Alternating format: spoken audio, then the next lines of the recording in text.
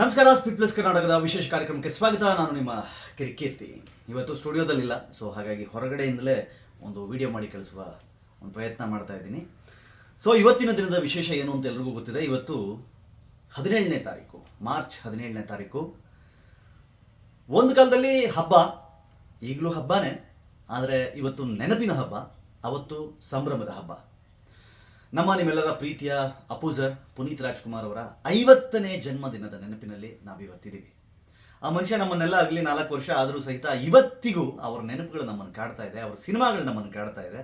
ಇವತ್ತು ಸಹಿತ ಅವರು ಹೀರೋ ಆಗಿ ಅಭಿನಯಿಸಿದ ಮೊದಲ ಸಿನಿಮಾ ರಿಲೀಸ್ ಆದರೆ ಜನ ಹುಚ್ಚೆದ್ದು ಥಿಯೇಟರ್ನಲ್ಲಿ ಕುಣಿತಾ ಇದ್ದಾರೆ, ಸಂಭ್ರಮಿಸ್ತಾ ಇದ್ದಾರೆ. ಅವರ ಅಭಿಮಾನಿಗಳು ಅದನ್ನು, ಅಂದರೆ ಅವರ ಅಭಿಮಾನಿಗಳು ಅಂತಲ್ಲ, ಕನ್ನಡದ ಅಭಿಮಾನಿಗಳು, ಕನ್ನಡ ಸಿನಿಮಾದ ಅಭಿಮಾನಿಗಳು ಅದನ್ನು ಎಂಜಾಯ್ ಮಾಡ್ತಾ ಇದ್ದಾರೆ. That is the beauty of Puneeth Rajkumar sir. So ನಾನು ಸ್ವಲ್ಪ ಅವರಿಗೆ ಹತ್ತಿರದಲ್ಲಿದ್ದೆ. ನನಗೆ ಆತ್ಮೀಯರು ಅನ್ನೋದಕ್ಕಿಂತ ಹೆಚ್ಚಾಗಿ ಕೆಲವು ಕೆಲಸಗಳ ವಿಚಾರದಲ್ಲಿ ಅವರು ನನಗೆ ಹತ್ತಿರ ಇದ್ದಿದ್ದರಿಂದ, ಅಥವಾ ಒಂದೇ ಇಂಡಸ್ಟ್ರಿಯಲ್ಲಿ ಇದ್ವಿ ಅನ್ನೋ ಕಾರಣಕ್ಕೋ, ಅಥವಾ ಯಾವುದೋ ಕೆಲವು ಕಾರ್ಯಕ್ರಮಗಳ ಕಾರಣಕ್ಕೋ ನನ್ನ ಹೆಸರು ಅವ್ರಿಗೆ ಗೊತ್ತಿತ್ತು. ವಾಟ್ಸಪ್ನಲ್ಲಿ ಮೆಸೇಜ್ ಮಾಡಿಕೊಳ್ಳುವಷ್ಟರ ಮಟ್ಟಿಗೆ ಆತ್ಮೀಯತೆ ಇತ್ತು.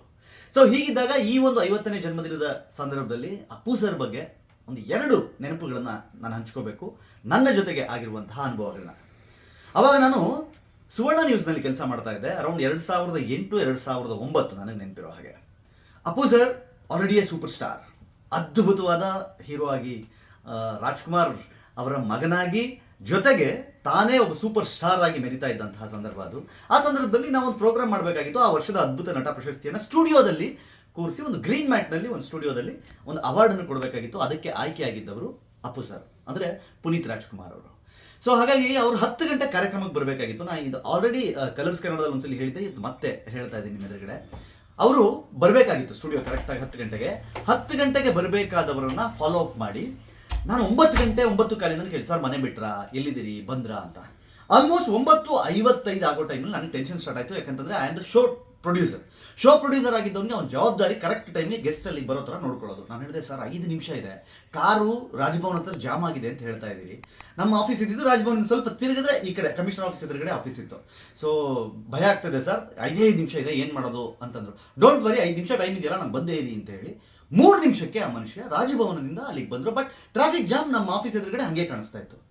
ನಾನಂದೆ, ಅವರು ಗೇಟ್ ಒಳಗಡೆ ಹಿಂಗೆ ನಡ್ಕೊಂಡು ಹಿಂಗೆ ಬರ್ತಾ ಇದ್ರು. ಬನ್ನಿ ಕೀರ್ತಿ ಅಂದರು. ಅದಕ್ಕೆ ಸರ್ ಹೆಂಗೆ ಬಂದ್ರಿ ಅಂತ ಕೇಳಿದೆ ನಾನು. ಇಲ್ಲ, ಗಾಡಿ ಅಲ್ಲೇ ಇದೆ, ನಾನು ಅಲ್ಲಿಂದ ವಾಕ್ ಮಾಡ್ಕೊಂಡು ಬಂದೆ ಅಂತಂದರು. ಓಡ್ ಬಂದು ಕರೆಕ್ಟಾಗಿ 10ಕ್ಕೆ ಸ್ಟಾರ್ಟ್ ಆಗಲಿ, 10:01 ಸ್ಟಾರ್ಟ್ ಆಯಿತು. ಬಟ್ ಅವರಂದ್ರು, ಸಾರಿ ಬೇಜಾರು ಮಾಡ್ಕೋಬೇಡಿ, ಲೇಟ್ ಆಯಿತು ಅಂತೇಳಿ, ಸ್ವಲ್ಪ ಟ್ರಾಫಿಕ್ ಜಾಮ್ ಇತ್ತು ಅಂತಂದರೆ. ಒಬ್ಬ ಮನುಷ್ಯ ಸೂಪರ್ ಸ್ಟಾರ್ ಆಗಿದ್ದಾಗ ಕಾರ್ನಲ್ಲಿ ಕೂತ್ಕೊಂಡು ನಾನು ಕಾರಲ್ಲೇ ಅಲ್ಲಿ ತನಕ ಬರಬೇಕು ಅಂತ ಯೋಚನೆ ಮಾಡುವ ಇವತ್ತಿನ ದಿನದಲ್ಲಿ ಆ ಮನುಷ್ಯ ಅಲ್ಲಿ ಕೂತಿದ್ದವರು ಇಳಿದು ಅಲ್ಲಿಂದ ಓಡಾಡಿ ಬಂದು ನಮ್ಮ ಸ್ಟುಡಿಯೋಗೆ ಬಂದು, that is Puneeth Rajkumar, that is ನಮ್ಮ ಅಪ್ಪು ಸರ್. ಇನ್ನೊಂದು ಕೋವಿಡ್ ಟೈಮ್ನಲ್ಲಿ ಆಗಿದ್ದು. ಕೋವಿಡ್ ಟೈಮ್ನಲ್ಲಿ ಸಿನಿಮಾ ಇಂಡಸ್ಟ್ರಿಯ ಬೇರೆಯವರಿಗೆ ಸಾಕಷ್ಟು ಸಮಸ್ಯೆಗಳಿದೆ, ತೊಂದರೆ ಇದೆ ಅಂತ ಹೇಳಿ ಮಾತುಗಳು ಕೇಳಿ ಬರ್ತಿದ್ದ ಸಂದರ್ಭದಲ್ಲಿ ನಾವು ಅವ್ರ ಜೊತೆ ಮಾತಾಡಬೇಕು ಅಂತ, ಏನೋ ಸಿನಿಮಾಗೆ ಸಂಬಂಧಪಟ್ಟಂಗೆ ಏನೋ ಮಾತಾಡಬೇಕು ಅಂತ ಹೋದಾಗ ಅಲ್ಲಿಗೆ ಸಿನಿಮಾ ಇಂಡಸ್ಟ್ರಿಯ ಕೆಲವು ವರ್ಗದ ಜನ, ಅಂದರೆ ಅದ್ರಲ್ಲಿ ಕೆಲವರು 4-5 ಜನ ಅವ್ರ ಆಫೀಸ್ ಹತ್ರ ಬರ್ತಾರೆ.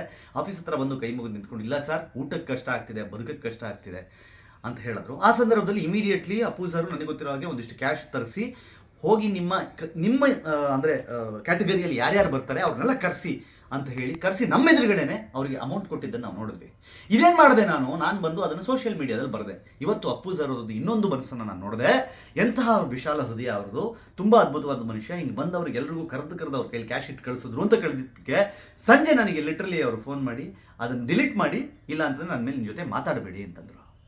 ಅಂದರೆ ತಾನು ಮಾಡೋದು ಇನ್ನೊಬ್ಬರಿಗೆ ಗೊತ್ತಾಗಬಾರ್ದು ಅನ್ನುವ ಹಾಗೆ ಮೇಂಟೈನ್ ಮಾಡಿಕೊಂಡು ಎಲ್ಲರಿಗೂ ಸಹಾಯ ಮಾಡ್ತಿದ್ದಂತಹ ಅಪ್ಪು ಸರ್ ಇವತ್ತು ನಮ್ಮ ಜೊತೆಗೆ ಇಲ್ಲದೆ 4 ವರ್ಷ ಆದರೂ ಸಹಿತ ಅವ್ರ ನೆನಪುಗಳು ಶಾಶ್ವತವಾಗಿ ನಮ್ಮ ಜೊತೆಗಿರುತ್ತೆ.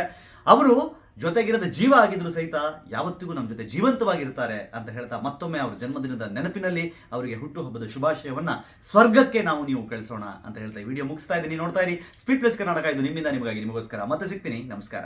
Speed plus Karnataka.